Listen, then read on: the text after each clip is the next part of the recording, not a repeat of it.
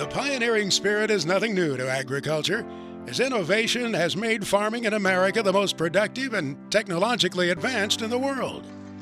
Yet, tomorrow will present a new set of challenges that'll require new ideas, inventions, and innovations.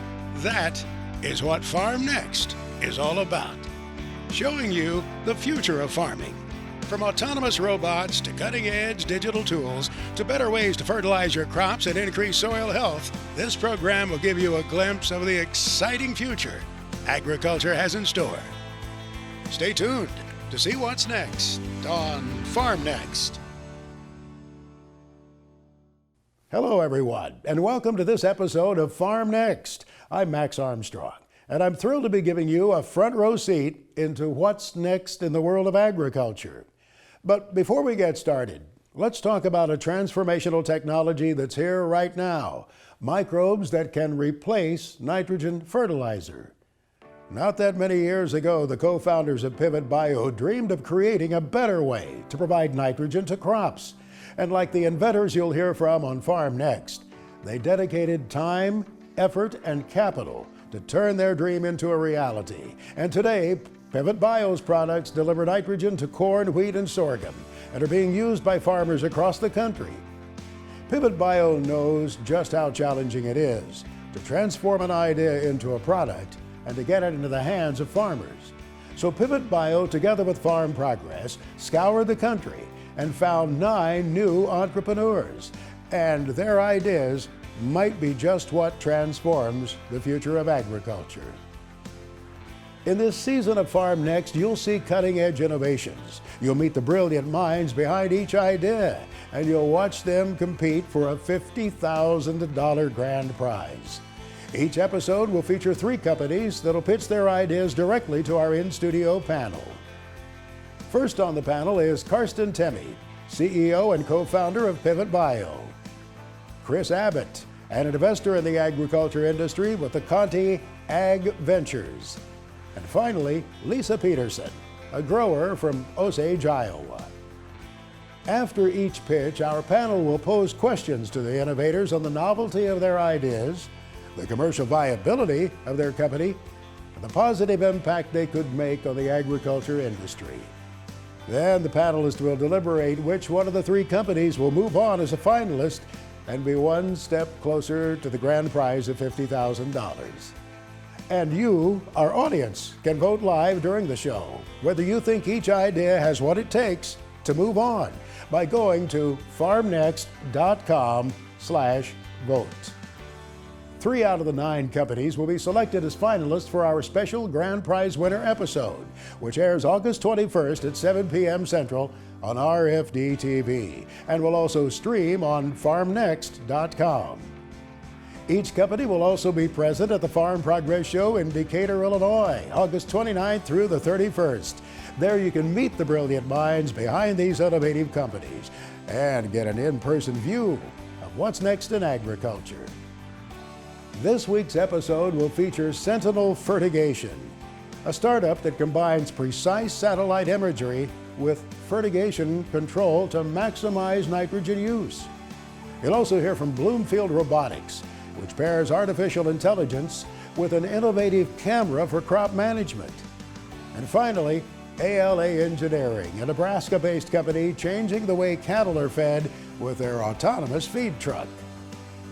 There's a lot of innovation coming your way on this season of Farm Next, so stay tuned after these brief messages.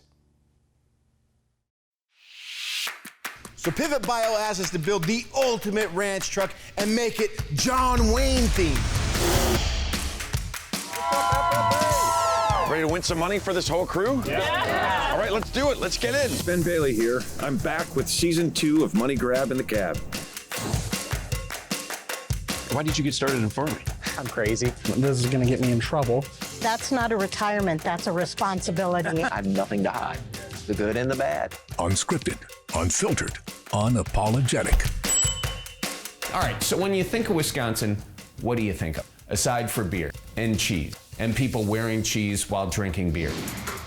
Imagine 20,000 Confederate troopers coming this way, and you've got 2,700 at most. I mean, this is a huge, huge risk that he's taking.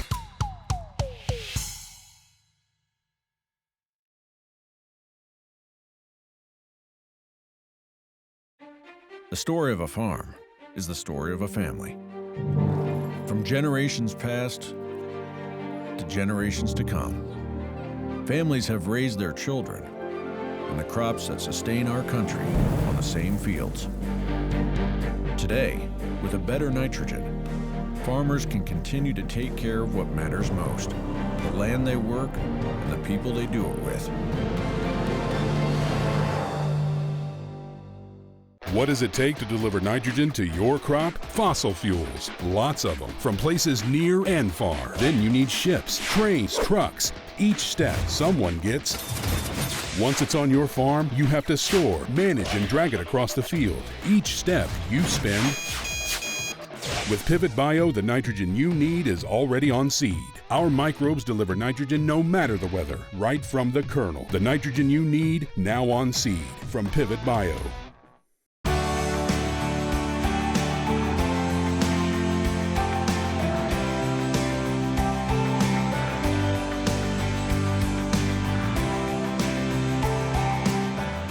Welcome back to Farm Next, the show that gives you a glimpse into the exciting future of agriculture.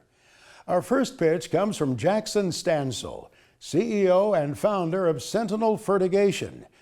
Let's hear what it's all about.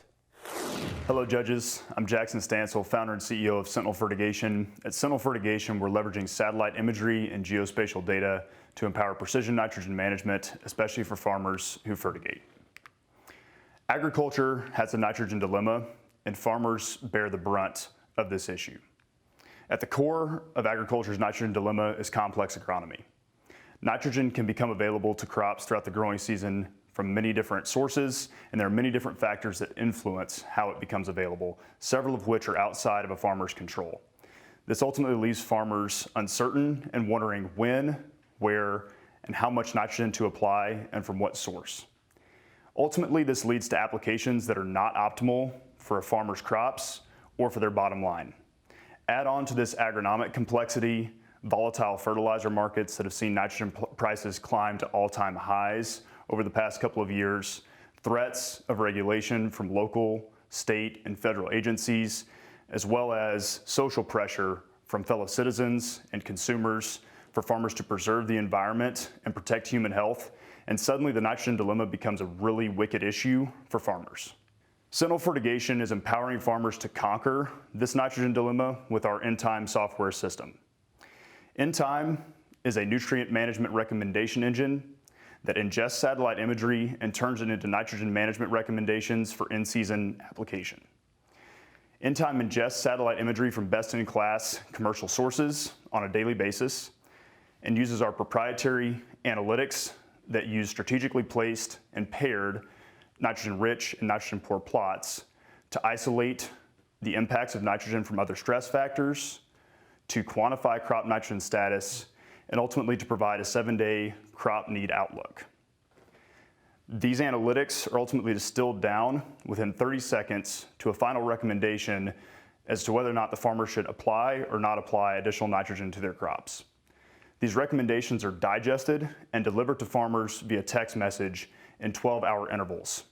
Ultimately, farmers have several days to take action on these recommendations and make an application to ensure that their crops are well nourished.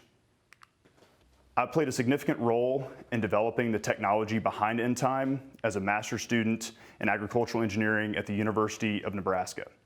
In on-farm research trials testing this technology across the state, we found that this technology helped farmers improve nitrogen use efficiency by 25% and save 43 pounds of nitrogen per acre versus their current best practices. In 2022, N-Time's first commercial growing season, we saw very similar results.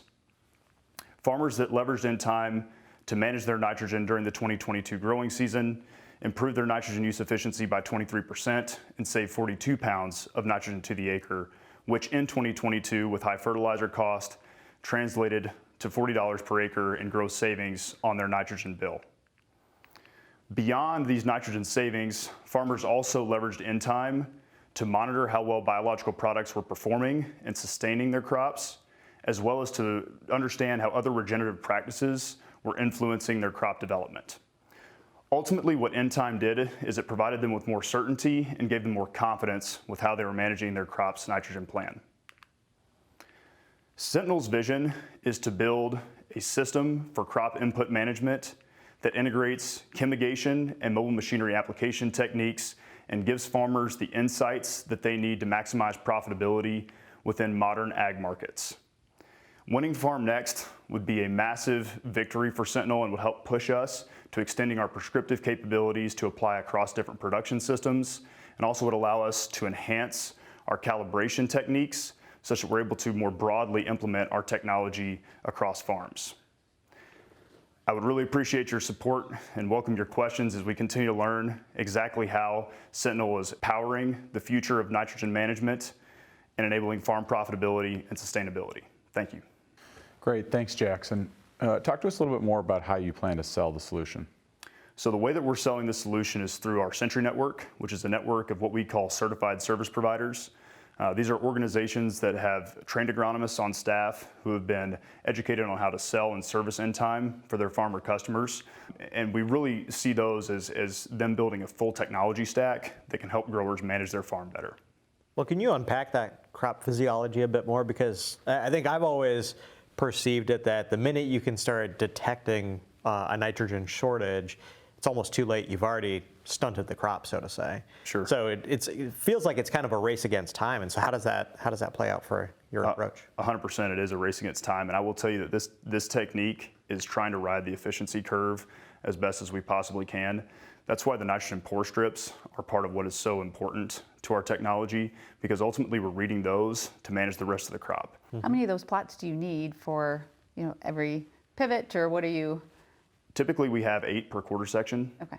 So we're looking at under an acre that goes to low nitrogen plots in the field, and roughly just under an acre of high nitrogen plots that go in the field right alongside them. We're also really focused on timing, more so than we are on rate. So this is coming out of the fertigation approach, where essentially farmers are spoon feeding crops throughout the growing season. They apply a very low base rate and then plan to apply 70 to 90% of their crop's nitrogen need during the season.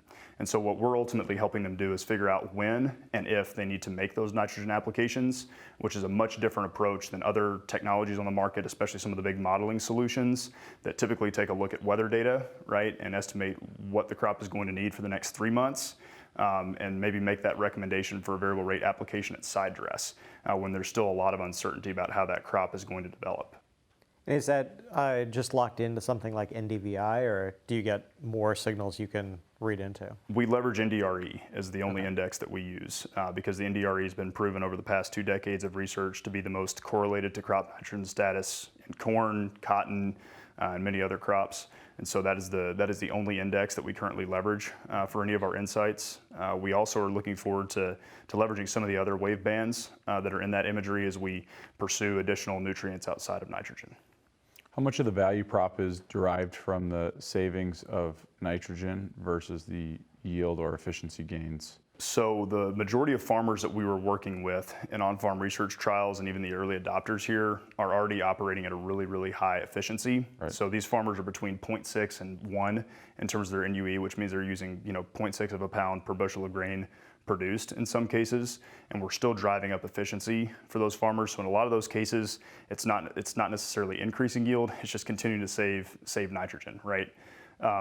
We are starting to see some farms where we are increasing yield while lowering synthetic nitrogen fertilizer. For example, we had one farm last year that had 2 fields that saw all-time record high yields while also cutting nitrogen by 90 pounds of nitrogen applied per acre. In our on-farm research trials, we saw that every single trial had improved nitrogen use efficiency. So Jackson, you're asking farmers to make a change. What are some of those barriers to adoption that you see in farmers, and to overcome that change curve and that challenge of making that change in their operation and their practices? In general, when I'm having these conversations about change, it's really trying to tie back to learning more, trying to improve the operation, and really just giving something a try that may push them in the right direction. For me, I really care about water quality. Being from the Gulf Coast originally, we have the hypoxic dead zone that's impacting, fish and fishermen in the region, right? We think about Nebraska and the Ogallala Aquifer that it sits on, how it provides drinking water to many different households there, and nitrate levels are creeping up in a way that's been correlated back to childhood cancer and a lot of other human health impacts. We think about my hometown of Dothan that sits on the edge of the North Floridian Aquifer, right, where we're starting to see a lot of the same thing as sweet corn and irrigation are proliferating in South Georgia, right? So there are tremendous environmental consequences that are associated with this, but farms are also struggling to make profit, and some of that ties back to their most expensive inputs, of which nitrogen is one, right? So when I look at it, I think there shouldn't be mutually exclusive solutions that either only support environmental stewardship or only support farm profitability.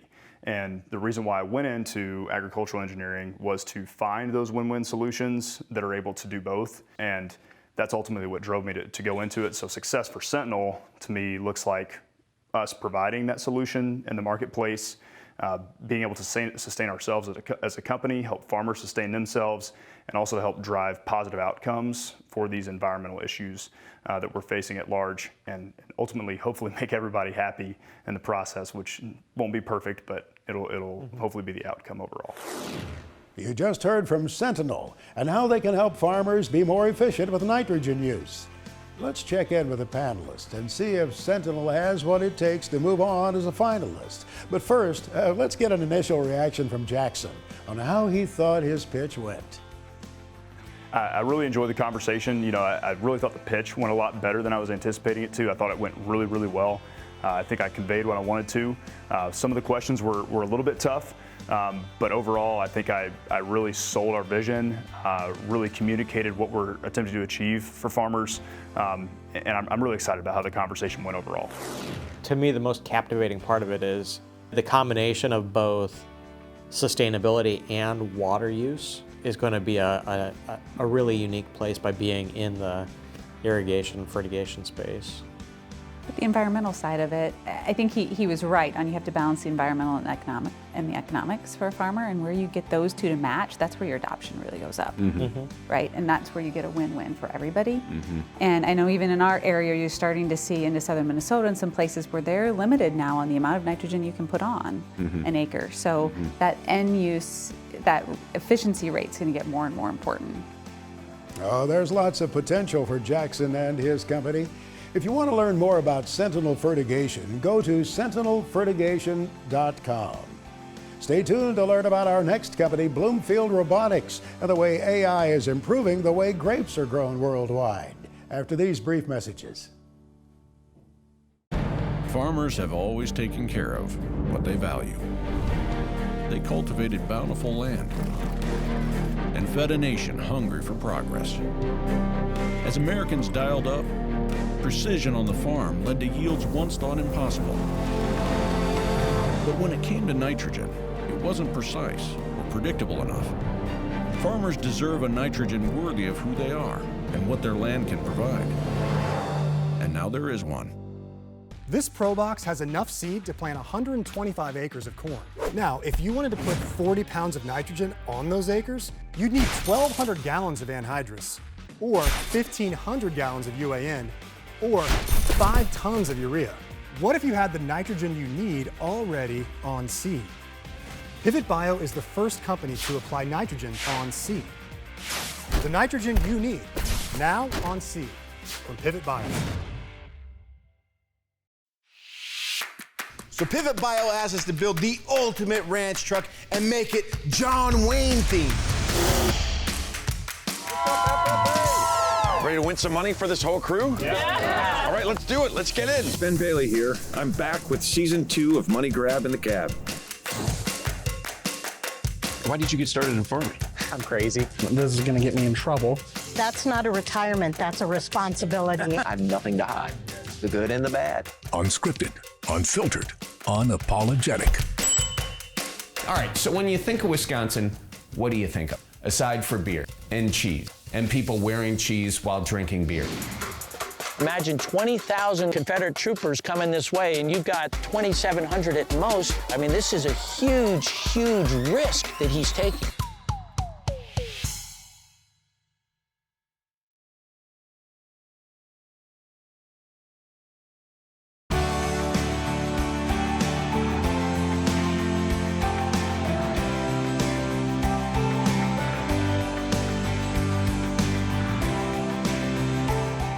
Welcome back to Farm Next, the show that gives you a front row seat into what's next in the world of agriculture. Our next pitch comes from CEO Mark DeSantis of Bloomfield Robotics. Let's listen in. Hi, I'm Mark DeSantis, CEO of Bloomfield. What these guys are doing is a routine that's common in the fruits and vegetable farms all over the world, and it's been going on for 10,000 years. They're functioning sort of like a doctor and sort of like a coach. As a doctor, they're looking for things that are bad, things that could damage the plant, disease, infestation. And when they see it, they deal with it. But then they're also looking as a coach. They're looking at the performance of the plant and matching it against expectations. And if it's not meeting expectations, they do treatments to the plant during the year. And as it evolves, they'll get a higher yield, higher quality yield, more consistent yield. The challenge with doing it this way is humans are limited in their capacity to inspect things. First of all, there aren't enough of them. If you go to a viticulture, go to a vineyard, a viticulturalist typically has an advanced degree. There may be one or two of them. Their ability to inspect vines is very limited, maybe 150 vines in a day, that's 1/10 of an acre. But there's a more insidious problem. When you use multiple people to look at something and render judgments about it, their judgments are going to be inconsistent. I mean this all due respect to radiologists. If I gave the same x-ray to 4 radiologists, I'm going to get 4 different opinions. It's no different in radiology than it is in agriculture. So what do? We solve that problem by taking our own camera, which we've built, embedded with AI, specifically deep learning image processing, that was developed over about a decade at Carnegie Mellon University and the Robotics Institute. And we duplicate, to some extent, what the human is doing.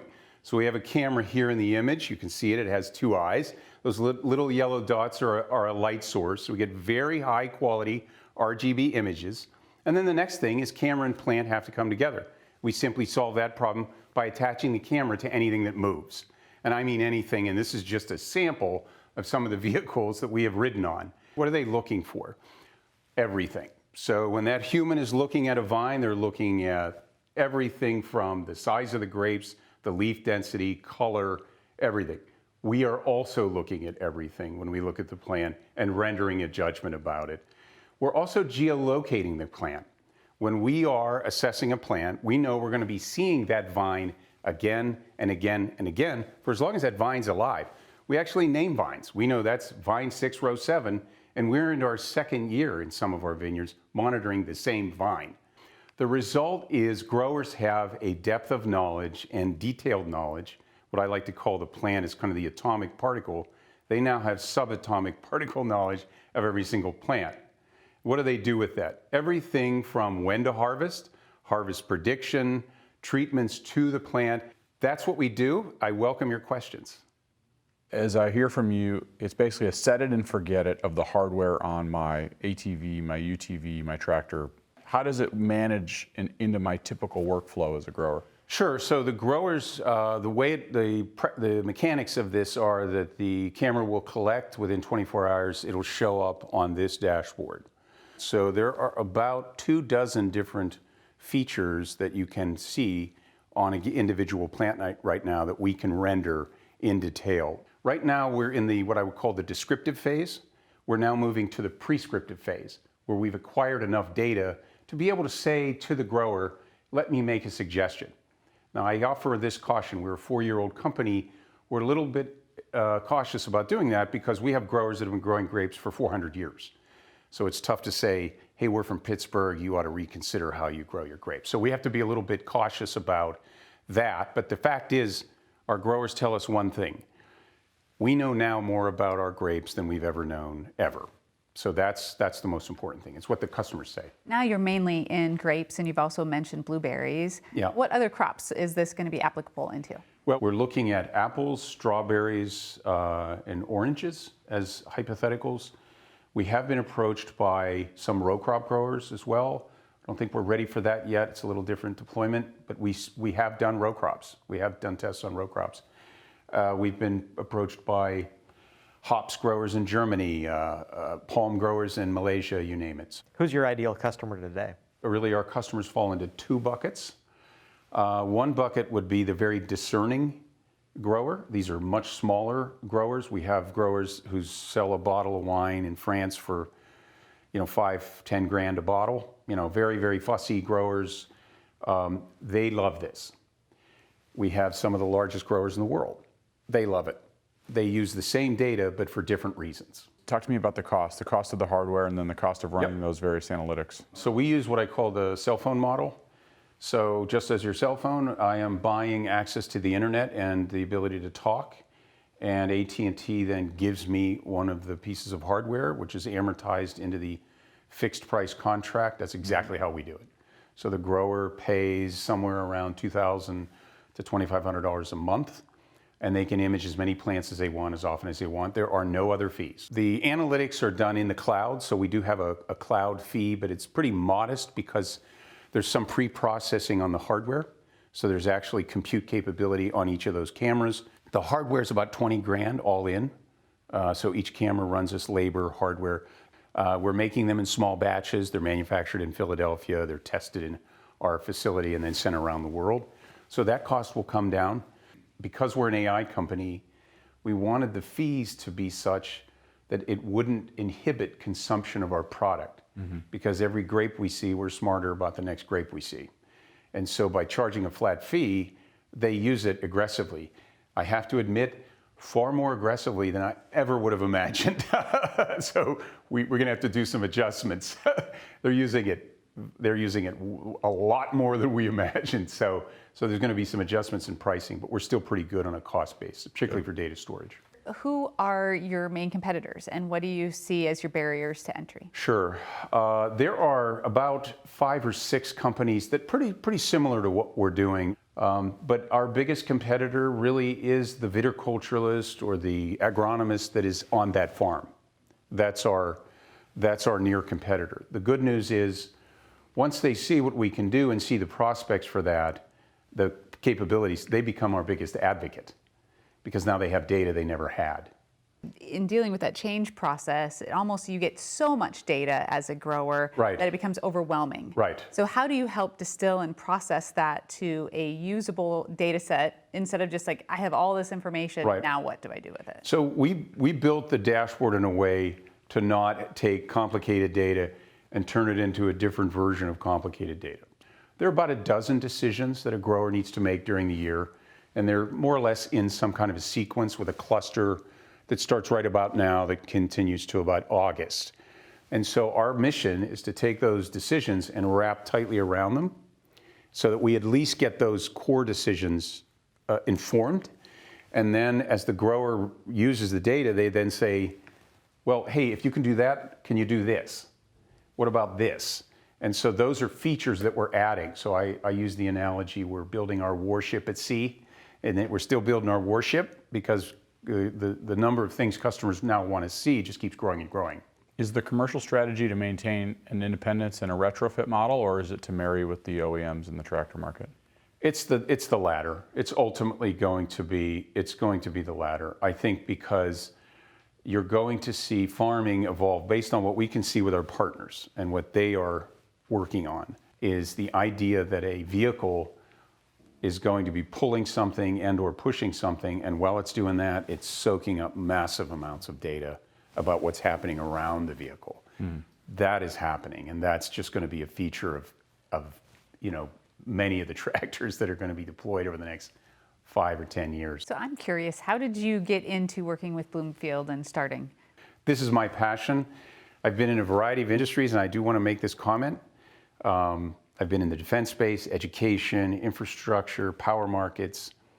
By far, this is the most interesting, compelling opportunity I've ever been involved in agriculture. I had no idea. I had no idea what's happening in agriculture. I think the world will soon find out what's happening in agriculture. But to me, it's just, it's a wonderful opportunity. I couldn't ask for a challenge. This is a great place to be, agriculture. It really is. It's amazing to see how AI and robotics are revolutionizing the way we grow food. We'll see if Bloomfield Robotics has what it takes to move on as a finalist. But first, let's get initial reactions from Mark on how he thought it went. I think it went well. I was really impressed with their depth of knowledge and sophistication. It's always great to be in an audience of people from ag and have the kind of expertise sitting across the table from me and getting hard questions like that, really good questions. I was pretty impressed. I think it went well. What do you think? It's a lot of data. That is a lot. lot of data. He had one time he was telling us about the appeal for the high-end wine producer and then the commodity wine producer, and I think that was the most telling answer to the whole thing for me. Yep.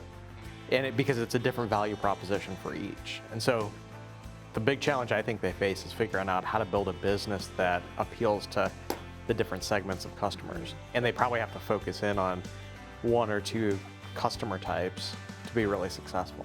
As the world moves towards, an intense focus on reduced use of crop protection and reduced spray, this is one of the best ways to do it, is the in-season imagery and analytics. I liked how simple his solution was in the field and deploying. Yeah. I mean, I thought it's movable between whatever equipment, I know he's trying to eventually be embedded in, but right now you think about any pass going through, it's an easy to just, I don't have to think about it, and it's an on and off. And the operator, there's no challenge, there's no upload, data is uploaded already. I think there's a lot of value in the simplicity that they have created in just the deployment of it. It sounds like Bloomfield Robotics has real potential to move on as a finalist. If you want to learn more about Bloomfield Robotics, go to bloomfield.ai. That's bloomfield.ai. Stay tuned to learn about our next company, ALA Engineering, and their autonomous feed truck after these brief messages. On the farm, there's no such thing as a day without work. For some jobs, there's only the hard way, the way it's always been done. But when it comes to nitrogen, now there's a better way with Pivot Bio. Farmers deserve a nitrogen that works as hard as they do, one that stays with the crop until the job is done. It's time to turn to a better nitrogen. What does it take to deliver nitrogen to your crop? Fossil fuels. Lots of them, from places near and far. Then you need ships, trains, trucks. Each step someone gets. Once it's on your farm, you have to store, manage, and drag it across the field. Each step you spend. With Pivot Bio, the nitrogen you need is already on seed. Our microbes deliver nitrogen no matter the weather, right from the kernel. The nitrogen you need, now on seed. From Pivot Bio. So Pivot Bio asked us to build the ultimate ranch truck and make it John Wayne themed. Ready to win some money for this whole crew? Yeah. All right, let's do it. Let's get in. Ben Bailey here. I'm back with season 2 of Money Grab in the Cab. Why did you get started in farming? I'm crazy. This is going to get me in trouble. That's not a retirement, that's a responsibility. I have nothing to hide. The good and the bad. Unscripted, unfiltered, unapologetic. All right, so when you think of Wisconsin, what do you think of? Aside for beer and cheese and people wearing cheese while drinking beer. Imagine 20,000 Confederate troopers coming this way, and you've got 2,700 at most. I mean, this is a huge, huge risk that he's taking.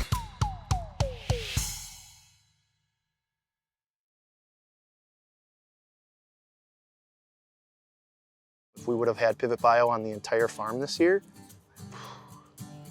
I don't want to do the math. What we could have maybe saved if we wouldn't have had to put out the 40 units that we put out on every other acre on the farm.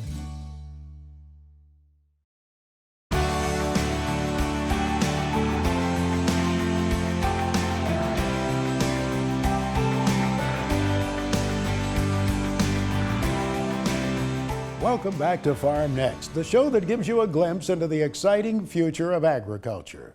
Our final pitch comes from ALA Engineering and Jacob Hansen. Let's listen in. Hi, I'm Jacob Hansen with ALA Engineering. We're an innovation startup spun out of Aulick Industries, an industry-leading manufacturer of agricultural equipment. We're excited about our new autonomous vehicle system that directly addresses issues relating to costs, operational efficiencies, and shortages of skilled laborers. At the core of cattle feeding is the feed truck, a technology primed for revolution. Traditional cattle feed trucks require extensive upfitting, have high failure rates, and short service lives. Feedlot operations require these vehicles to operate reliably day in and day out through some of the worst conditions that a vehicle could possibly face. And some operations may be able to find and retain drivers, others may not be able to. And with the current price of feed and tightened consumer budgets, producers need to make every pound of feed count. Our system directly addresses these challenges with a dependable, autonomous, and fully custom feed truck tailor-made for the cattle industry. Our second generation system, currently in testing, relies on GPS, radar, and ultrasonics to provide part-time automation with a safety driver on board. Our third generation system, however, is fully driverless, relying on GPS, radar, and LiDAR to support consistent feeding operations with reduced feed waste and increased efficiency. By relying on a fully hydraulic powertrain, we were able to reduce fuel costs, increase the service lives of vehicles, and reduce maintenance costs. And our chassis is built modularly. That way we can support future migrations to diesel-electric hybrid systems or even battery-electric systems.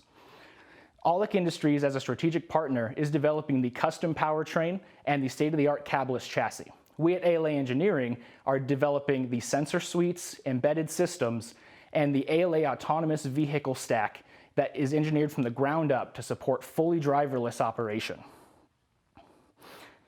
Our product will have significant and positive impacts on producers. It is designed to increase service lives of feedlot vehicles, reduce feed waste, reduce or even eliminate skilled labor shortages and their associated risks, and improve efficiencies and costs. Rather than having one driver per vehicle, now you can have 1 or 2 people managing an entire fleet of vehicles. The prize money would strongly endorse the positive change that we're bringing to the industry and would accelerate the market deployment of this innovation. We're bringing next generation ag to the cattle feeding industry. We're supporting those who feed us while bringing automation, sustainability, and efficiency that the industry just hasn't seen before. Thanks. Thanks, Jacob. Can you talk a little bit more about the value proposition to the producer? Yeah, cost really comes down to, there are very high labor costs, especially when there are shortages. And so we spend a lot of time and waste a lot of money tracking down new drivers and trying to retain them long enough to actually become skilled drivers. And so even if you find new drivers, they're gonna have increased feed waste and more wear and tear on vehicles. So this really comes down to being able to not have to find and retrain these drivers all the time. This equipment also has the benefits of being more fuel efficient, having less wear and tear on the vehicle altogether, and then having longer lifespans. So they can no longer be treated as disposable assets, but actually something that can serve you long term. Sure, so there's a labor component in terms of access to labor or the cost of labor, and then how about the cost of the machine or the total cost of ownership over its entire life? Yeah, so we're still working through that, but from our initial investigations there, we're actually seeing that our custom chassis and powertrain is actually cheaper than upfitting a traditional vehicle. We worked through kind of the upfit phase, and that's where our second generation vehicle came in. And with the cost for buying a new vehicle, new transmission, you know, all the expensive upfitting, the new box, all of that stuff, it actually comes out to be more expensive to do that the traditional way than it is to build our custom chassis. With our product, there are long-term costs such as connectivity costs, update costs, and all those related expenses. But over time, especially when you look at the savings in labor, it is a drastic cost savings. Well, can you maybe break down what goes into an expanded service life and kind of walk us through how you get there with your design? Yeah, so a traditional feed truck is driven really hard every day through terrible conditions. One of the biggest things that harms feed trucks is the requirement to use the gas and the brake at the same time in a lot of scenarios. So that produces a lot of wear and tear on the vehicle. There's also kind of a race to the top over the past couple decades where delivery systems are getting bigger and bigger so that you can put more feed on individual trucks since you have a shortage of drivers. This just puts more load on the vehicle when you're talking 60, 70, 80,000 pounds of feed on a single vehicle. And so our system allows you to use smaller vehicles that can run 24/7 without the need for drivers.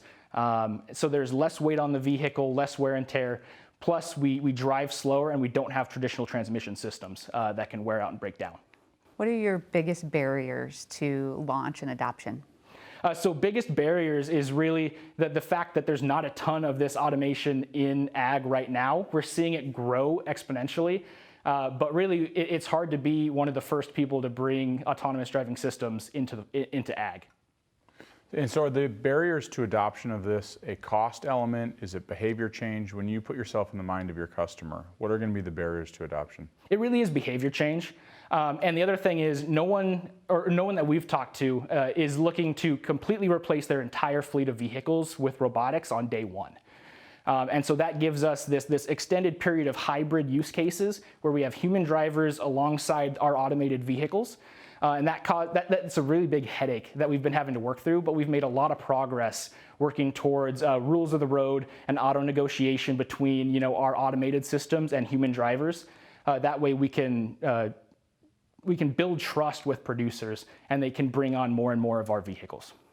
Then is this a system where eventually you see that balance of human and autonomous completely getting displaced by something fully autonomous? Yes. The goal is that every site we operate on will become fully autonomous after we're past that hybrid period just to get the producer comfortable with our system.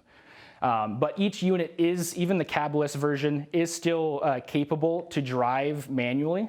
It's just you have to be outside the vehicle with the remote control. But yes, we do hope to replace all human drivers on a feedlot, specifically with these. That increases efficiency, lets us negotiate rules of the road a lot better where we're not waiting on human drivers, and we can really speed up operation that way. Is there lost value by not having somebody out on the feedlot, out with the animals in terms of animal welfare, animal safety, animal health? They may not like to have drivers, but there is an inherent advantage of having somebody out there. So if you have really experienced drivers who've been in the industry for a while, there is lost value. And we're not trying to displace those skilled people in your workforce that do know what to look for cattle health and management. It's really the newer drivers and the inexperienced drivers that don't provide that same value that experienced ones do. Obviously, weather is one of the biggest factors that we deal with as farmers and ranchers. And winter weather is even more challenging. So what are you doing to overcome that to be able to work in all environments? So our Gen 2 system, the reason that it relies mostly on GPS and radar is radar's ability to see through these adverse weather conditions. And then starting this summer with our Gen 3 sensor suite testing, we are testing newer generations of LiDAR sensors that we're hoping will have better resistance to these really terrible weather conditions. But most of the system is reliant on GPS. So as long as our redundant GPS systems can stay alive, the radars, ultrasonics, and LiDAR systems are there really for object avoidance and to keep everyone on site safe. Change is always difficult, and especially when you're used to doing something the same way and it's worked. So what kind of conversations have you had with ranchers and feedlot operators on making that change and why they should adopt your technology? Yeah, so a lot of times we're actually not reaching out to producers and trying to convince them to make these changes. They hear about us, however, and they're trying to get us to make these changes faster so that they can deploy them. But kind of like I mentioned, it needs to start as a hybrid solution where we slowly integrate autonomous solutions into their existing workflow. We can't just walk in on day one and replace everything. We'd throw everything into disarray. And so really working with them directly, they're wanting the product. And we're trying to get it to them, but trying to get it to them in such a way that they can slowly grow into it, especially as other autonomous solutions elsewhere in ag, kind of gives a push forward for the industry as well. So talk to us a little bit more about the future of this company, both in terms of its revenue progression with its customer base and its growth, but also what does the business look like as you think about building the organization over the next 3 to 5 years? We're looking at within the next couple of years starting to slowly bring this product out to producers. We're looking to start with a small group of producers that we've worked with in the past and have good relationships with. And we see that as a really good way to get a stable footing in the industry while really making sure all of our products are safety tested and validated to make sure that operation is 100% safe and secure. Now, when I hear about autonomous vehicles, a lot of times there's always a conversation about sustainability. How does that translate into any of what your vision includes or the path forward? Yes, so our system is a lot more fuel efficient and should actually in the long term be better for sustainability. A big part of that is the hydraulic powertrain allows your power plant on board to operate at a sustained RPM rather than having staggered loads throughout the feeding process. And so that's more efficient for the engine itself, produces less heat, less emissions, and uses less fuel. But also because we are a fully hydraulic system that operates at lower speeds, we actually have smaller engines on board A lot of feed trucks, you have to build it for the 5% of the time. So that feed truck oftentimes needs to be able to go 55 on the highway and also 3.5 miles an hour, during a feeding run. And so since our systems are a lot more targeted specifically for just the feeding part of the process, we're able to increase sustainability that way. That autonomous feed truck is something else. Well, let's see what Jacob thought about his pitch, and then we'll check in with our panelists. Yeah, overall it went well. It's a whole different experience, stepping up in front of the judges here on set than it is when you're kind of preparing for this scenario. But overall, I think it went really well. I'm intrigued by where this could go. They've been really successful in the dairy market, Lely and others, with autonomous vehicles, feed pushers, equipment for dairy cows. And this market's been left behind. Why? In a lot of ways. I think it's the environmental, right? A lot of times dairy's inside, so you're not having to deal Controlled with environment. the weather. And that's why I asked the question that I did. I went to, thinking about going through snow, mud, rain, not just the navigation pieces of it, which he talked more about the navigation, but I was like, even it's just the terrain. Is the vehicle built and equipped to be able to go through that? It looks like Jacob and his autonomous feed truck have a bright future ahead, all right. To learn more about ALA Engineering, go online and visit ala.engineering. Again, that's ala.engineering. Now that we've heard from all three companies, let's see what our panelists think as they deliberate who'll be one step closer to $50,000. You won't want to miss it after these brief messages. This Pro Box has enough seed to plant 125 acres of corn. Now, if you wanted to put 40 pounds of nitrogen on those acres, you'd need 1,200 gallons of anhydrous, or 1,500 gallons of UAN, or 5 tons of urea. What if you had the nitrogen you need already on seed? Pivot Bio is the first company to apply nitrogen on seed. The nitrogen you need, now on seed, from Pivot Bio. The story of a farm is the story of a family. From generations past to generations to come, families have raised their children on the crops that sustain our country on the same fields. Today, with a better nitrogen, farmers can continue to take care of what matters most, the land they work and the people they do it with.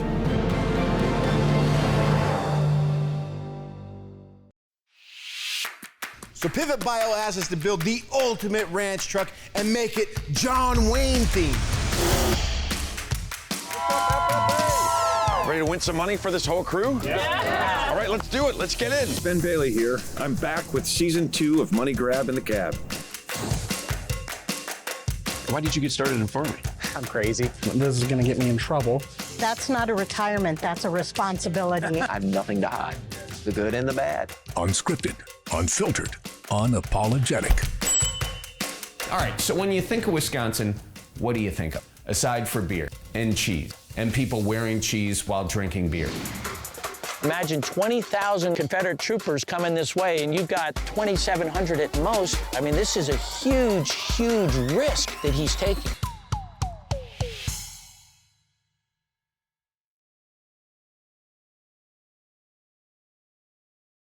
What does it take to deliver nitrogen to your crop? Fossil fuels, lots of them, from places near and far. Then you need ships, trains, trucks. Each step someone gets. Once it's on your farm, you have to store, manage, and drag it across the field. Each step you spend. With Pivot Bio, the nitrogen you need is already on seed. Our microbes deliver nitrogen no matter the weather, right from the kernel. The nitrogen you need, now on seed, from Pivot Bio.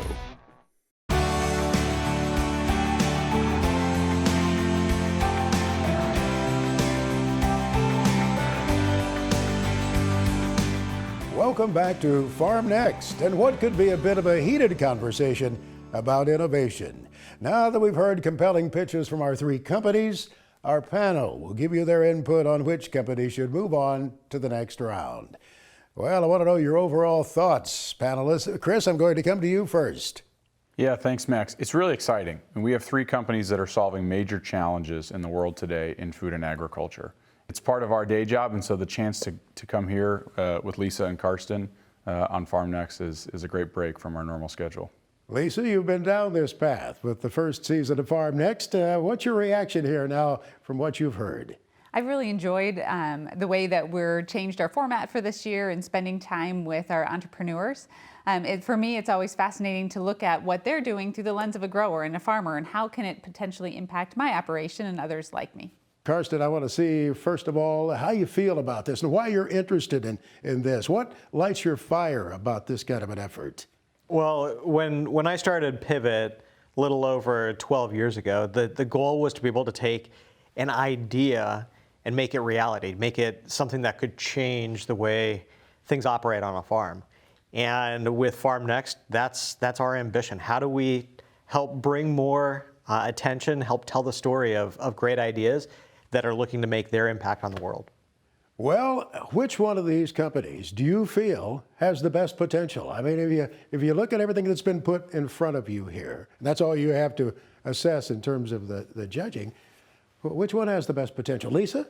They're all so unique in my perspective, and so it's hard to compare them and contrast them because I think they're in each different industry.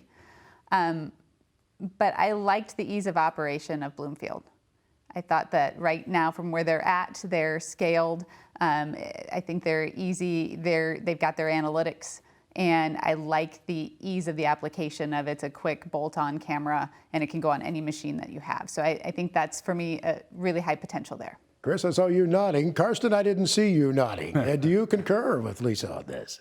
Not at all. Thanks, Karsten. The answer is 100% Sentinel. Jackson is focused on his customer in a way that the other two companies don't have that passion. He's going to figure out the right way to be able to serve his customers well, and Sentinel will evolve across time. So I think that he's got the biggest long-term potential of these three. Chris? You know, I see where Karsten's coming from. I think in that pivot space, the pivot mounted and irrigation mounted space, it's noisy. I think that you're beholden to a couple main manufacturers, one of which has already made an acquisition in this space. So I actually agree with Lisa. For me, it's Bloomfield.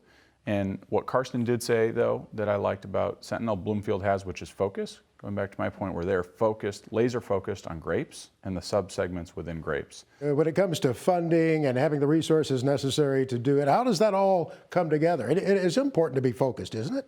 That's right. And take a look at ALA and what Jacob described for us. They're the best positioned to succeed with the innovation they're working on out of all three companies. They've got this great parent company, well-resourced, an existing customer base that they can tap into. And so I think they're the most likely to take the idea that got described about on this show and be successful with it. And what I liked from Jacob was he was thinking about how to embed sensors in these machines to collect more data on animal health, animal welfare, and animal productivity, because then you start to develop those analytics capabilities that a Bloomfield would have with the existing infrastructure that's already in place. Well, in summary here, before we wrap it up, which one of these really had the story that really appealed to you, that you're thinking about the overall agriculture industry here and the potential of the years ahead? Lisa? I'm torn between both Bloomfield and Sentinel fertigation. Those two are torn. I see some really good applications for both of those. And so I'm not really sure exactly where I would go at the moment. I'm still trying to decide between those two. Chris, I don't think you're undecided, are you? No, I loved the story of Sentinel. Coming out of the University of Nebraska, they're making a huge effort in Lincoln around robotics and ag tech. So there's an ecosystem build that can come out of success of businesses like Sentinel. I loved the story coming out of his PhD in focused on a real problem that matters in a community in the Midwest, solving a problem for the customers right there on the ground. Karsten, you're last, pal. Well, I really am drawn to be able to support and back entrepreneurs who want to follow a vision and a passion for the impact that they want to have. And I think what we heard from Jackson, from his roots growing up to what he's working on now, there's a real vision and a fire to be able to make an impact. Well, the panel has spoken, and now it's your turn. Go to farmnext.com/vote to cast your vote for which company you think should be a finalist representing the group. And there you can see the profiles of other companies featured on this season of Farm Next.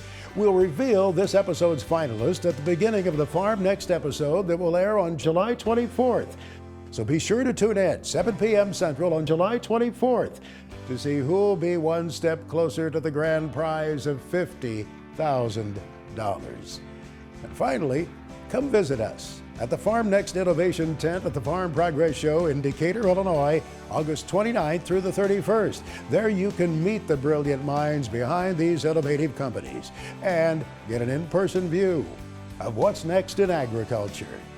That's all the time we have today. Join us next time on Farm Next, the show that gives you a front row seat to what's next in the world of agriculture. Farm Next has been brought to you by Pivot Bio. Pivot Bio, the nitrogen that stays put, whether or not. Farm Next is produced by 22 Creative Group in association with REL Productions and has been a presentation of Farm Progress Broadcast.